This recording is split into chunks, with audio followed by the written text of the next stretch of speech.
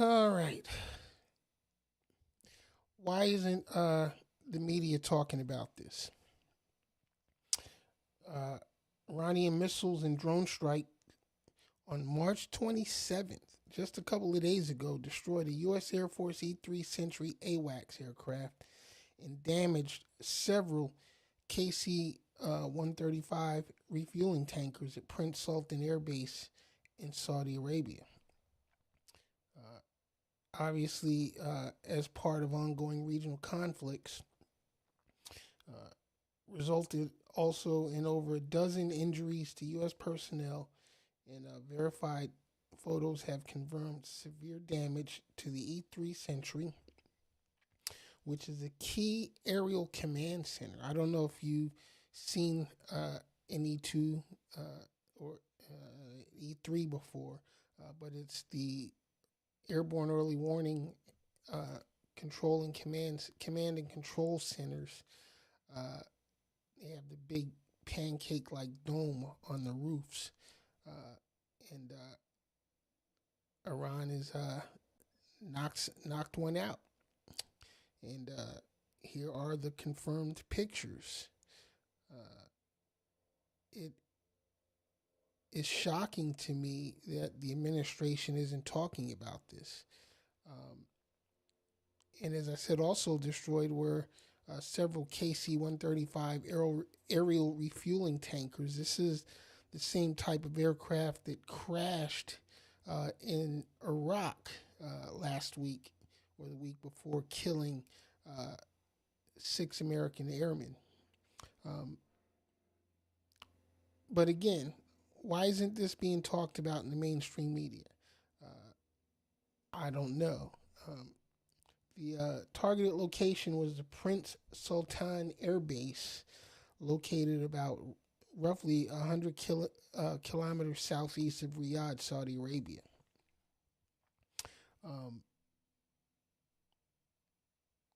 and as I said, multiple KC-135 refueling aircraft were also damaged. These aircraft are vital to the war effort. Obviously, we need refueling tankers to ensure that our aircraft can continue flying and loitering on station while conducting airstrikes. Uh, but uh, more significantly is the E3. Uh, the E3 Sentry provides crucial long range radar and battlefield management. And this incident represents the first known or first reported combat loss of this specific valuable asset, which is very hard to replace. The E3s are $300 million a piece, and I'm not sure what the KC-135s are. I imagine that they're somewhere, in several million, maybe over 100 million a piece as well. Uh, but add that on top of the fact that we're spending now $2 billion a day to fight a war that none of us asked for. None of us. None of us has asked for this.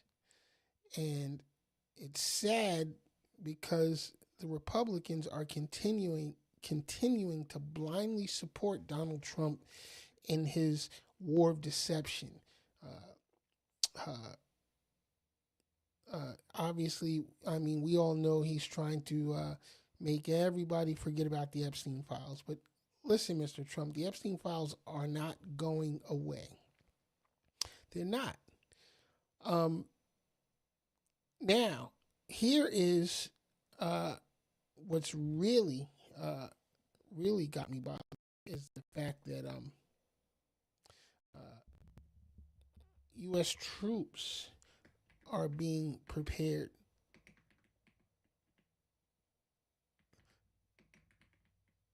Uh, let's see, they're being prepared for deployment to the region as well. There's about 3,500 Marines uh, en route on board, I believe it's the USS Tripoli, and uh, now there's reports that um, the the 82nd Airborne Division is being deployed as well. Now, what's the significance of this? Well, the significance is that um, although Donald Trump claims that he's not, he is for a ground war in Iraq. And I personally believe that he's about to take Karg Island, um, which is vital to controlling access to the Strait of Hormuz. So I don't know if that's actually what for. But listen, I don't believe anything that Donald Trump says to us now in regards to troop deployments. Um, and I'm worried because, these are our sons and daughters, uh, your sons and daughters that are going to be put in harm's way.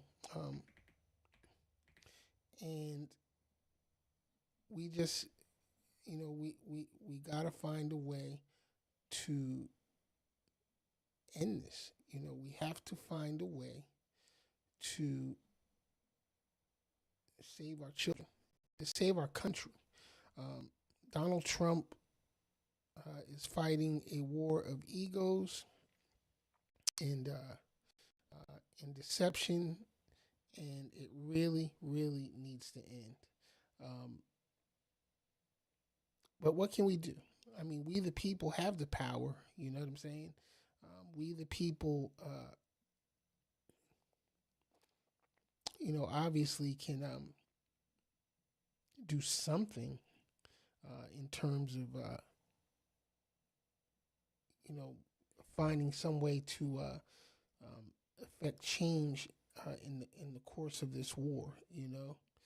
Um, we're losing a lot of equipment. We're spending money that Republicans claimed we didn't have in the first place. Think about the fact that they couldn't fund hunger in America. They couldn't feed hungry school children here in America. Um, but they can spend $2 billion a day to fight a war that nobody asked for. And boom, here we go. Here we go. And here, let me move this back. But yeah, 82nd Airborne Division is now in transit, as well as I think it's about 1,000 of them that's being reported.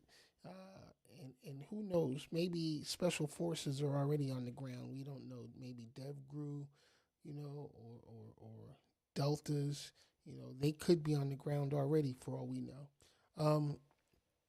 But this is going to escalate much further, I believe. And it's scary. It's scary. There are reports that the Russians are assisting, assisting the Iranians in targeting U.S. forces in the region. Don't know if it's true, but listen, I wouldn't be shocked. Donnie's old buddy, uh,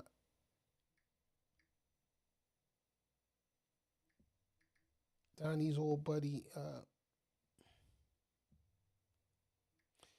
has no credibility. Let's see, Russia assisting Iran. It says that Russia is currently providing significant intelligence support to Iran to help target U.S. forces in the Middle East. According to officials, this assistance includes satellite imagery and location data on American warships and aircraft, reflecting deepened military cooperation where Russia aids Iranian strikes in exchange for ongoing support in its war against Ukraine. Now think about this. Donald Trump didn't want to assist the Ukrainians in their war against Russia because he says, "Oh, we're just throwing money, down the drain and blase blase, and the Ukrainians basically are at fault, for their own destruction. For they're at fault for them being attacked by the Russian aggressors." And we can't, we've spent 300 and something million, and NATO wasn't supporting. And of course, NATO has spent far more than the U.S. in assisting Ukraine in their war. That's why Ukraine's been able to last this long. Russia should have, by all accounts, Russia should have had that Ukrainian war done within the first couple of months, if that long. But turned out the feared Russian bear turns out to be a big teddy bear, and Putin is very frustrated that here we are now going into 5 years, and he still hasn't conquered Ukraine. But I would imagine Putin is telling his people, "Yo, the war in Ukraine is won." Just like Donald Trump is trying to gaslight us, telling us that the war in Iran has been won already, and the Iranians are begging, for peace talks or whatever. It's begging for a ceasefire. We all know that's bullshit. It's straight bullshit. It's crazy too. I did a presentation yesterday, and someone called me a traitor to my country and a turncoat, and said, "How can you be a veteran and support, international terrorism?" My question to him was, if you're a veteran, how could you be a veteran and support a draft-dodging coward, 34-time convicted felon, and adjudicated sexual predator in destroying the very fabric of our country and sending our sons and daughters into a war that wasn't authorized by Congress? How could you support anyone, specifically the president, but how could you support the Secretary of Defense? I refuse to call him by that other title. But Pete Hegseth, a disgraced National Guardsman, he was kicked out of the National Guard, people. He wasn't honorably discharged. He was kicked out. And now he's the Secretary of Defense. And he's also a war criminal, whether you want to admit it or not. So how is it that you all can support these type of people, and try to question my loyalty, question, my love for country? I served this country honorably. I volunteered,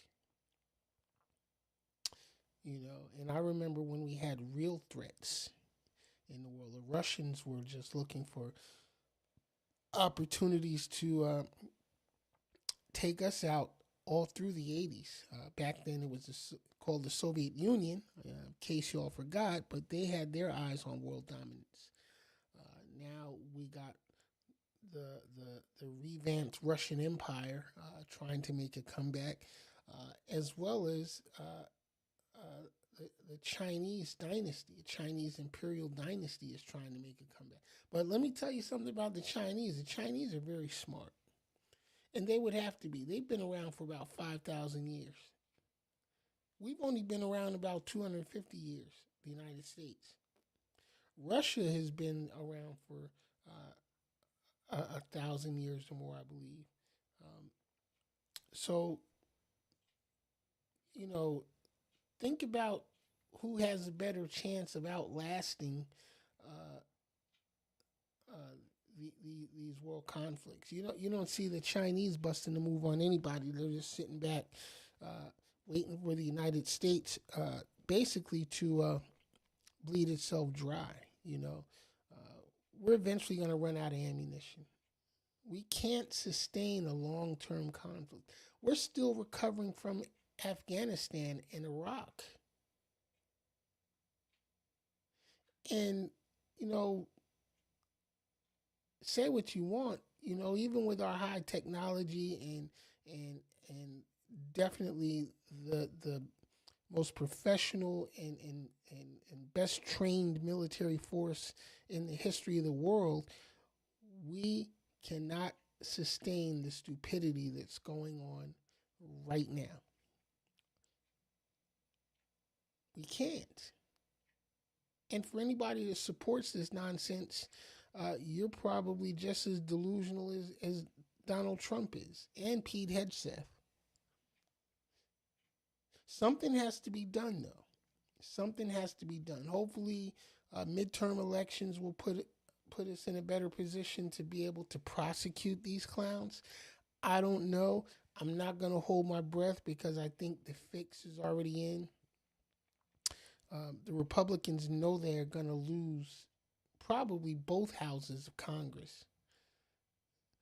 Definitely the House of Representatives, but most likely they're going to lose the Senate as well. And if it's by big enough margins, Donald Trump, Pete Hegseth, Pam Bondi, and the likes can look forward to very uncomfortable days in a prison cell.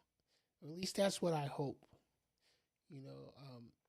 I know a lot of you MAGA friends out there just, love,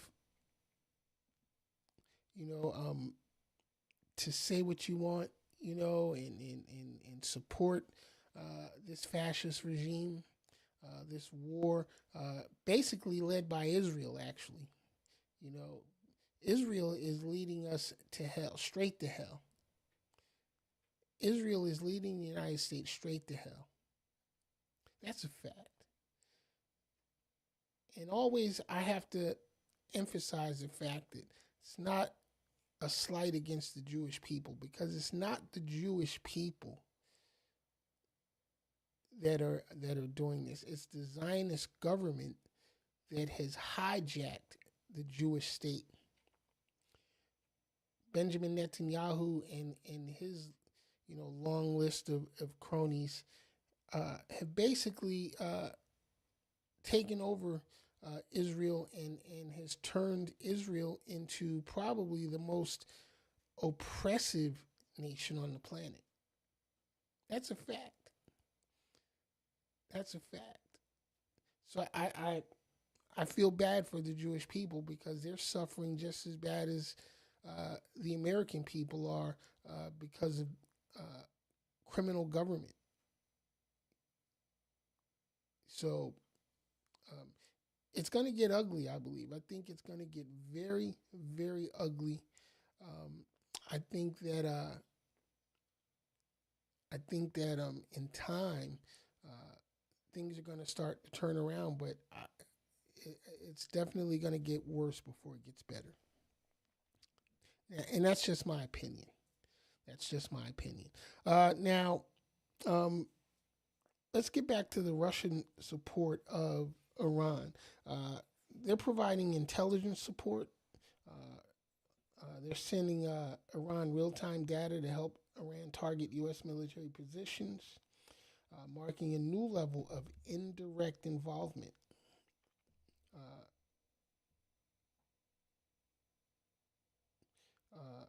By Moscow in the conflict.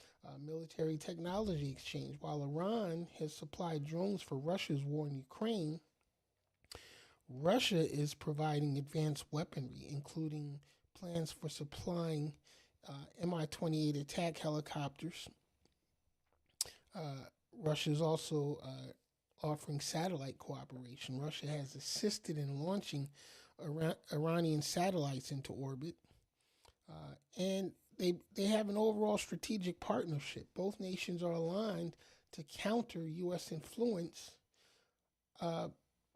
cemented by a 2025 Comprehensive Strategic Partnership Treaty. And then the contextual details involve the impact the intelligence sharing has led to Iranian drones, according to AP News and CNN, impacting U.S. positions in the region, including Kuwait. Responses, while U.S. officials are aware of the assistance, some officials have expressed that this assistance has not fundamentally altered the military balance, according to AP News and European officials. And they've criticized the partnership, calling it a move by Russia to help kill Americans. Now, there are some limitations. While cooperation has increased, Russia has historically been cautious, maintaining ties with other regional players like Saudi Arabia. Can't trust them fucking Saudis. If y'all remember, it was the Saudis that attacked us on 9/11. It was the Saudis that attacked us on 9/11. I'll say that one more time. It was the Saudis who attacked us on 9/11. And yet Donald Trump has received billions. Donald Trump and his family has received billions from the Saudi government, while giving them access to high-tech U.S. military weapon systems. Think about that. And you think they're not passing some of that along to the Russians to help them counter our military operations? Are you really that naive to think that the Saudis having given American technology to the Russians? So Donald Trump has definitely gotten us into a position where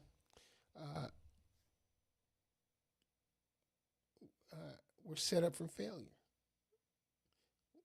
And that's scary. That is overwhelmingly scary to me. But I'm going to continue to fight. I'm going to continue to speak out. I know I'm just a small channel, very small channel. But who knows? Small things become big things. Small things do become big things. In just 250 years, the United States went from a Wild West show to arguably the most powerful country on the planet. But Donald Trump is destroying that systematically every day, due to greed, due to lawlessness, due to ego. It just amazes me that he continues to garner so much support still to this day. MAGA, you can't tell me that you're not feeling the pinch of high prices. These gas prices are ridiculous. They are. And don't get me wrong. Me personally, even though I'm not going to say independently wealthy, but I'm okay. But guess what? I still don't like paying high prices for anything. And the American economy is in the toilet. Donald Trump keeps talking about he said trillions of dollars in tariff income, but we all know that's a lie. There's been, a few $1 billion taken in due to tariffs. But more importantly, you can't even say it's taken in. Tariffs paid by us, the American people. It's a tax on us. I don't understand why MAGA followers don't understand that. There's a lot of things I don't understand about MAGA. Wow. All I can say is that they're in a cult. They're cult followers, and it's going to be the end of them. It's not going to be the end of me, because I'm not going to allow myself to be torn down and destroyed by the MAGA movement. And people like me are going to stand up, and we're going to fight. We'll fight you in the streets if we have to. Don't get it twisted. We got them things too, and we know how to use them. So don't think because you're posting these videos on YouTube of y'all at the range testing out, and playing with your weapons and this and that and getting ready for the revolution. Don't think that if it comes to that, it's just going to be an easy fight. Y'all might fuck around and find out. Really. But there's so much that needs to be done right now. Our Congress is fully compromised. The Supreme Court is fully compromised. And later this year, we got to do something about that. So hopefully, uh, all of y'all that stayed at home, during the last election, hopefully y'all will get up off your fucking sofas, get your asses out here, and vote. Donald Trump is desperately trying to steal the elections, by preventing uh, the masses from getting out and voting. So do whatever you got to do. I know you may not like jumping through the hoops, but jump through the fucking hoops and make sure you're in position. Find out where your actual polling places are going to be. Make sure you got all of your documentation in place and get your asses out here and vote. Let's make the vote so overwhelmingly against them that they don't have a choice but to sit back. And then again, like I said, if they want to take it to the streets, be prepared to take it to the streets. All right, that's my broadcast for tonight. I'm your man's Ken Jackson. This has been the Ken Jackson Experience.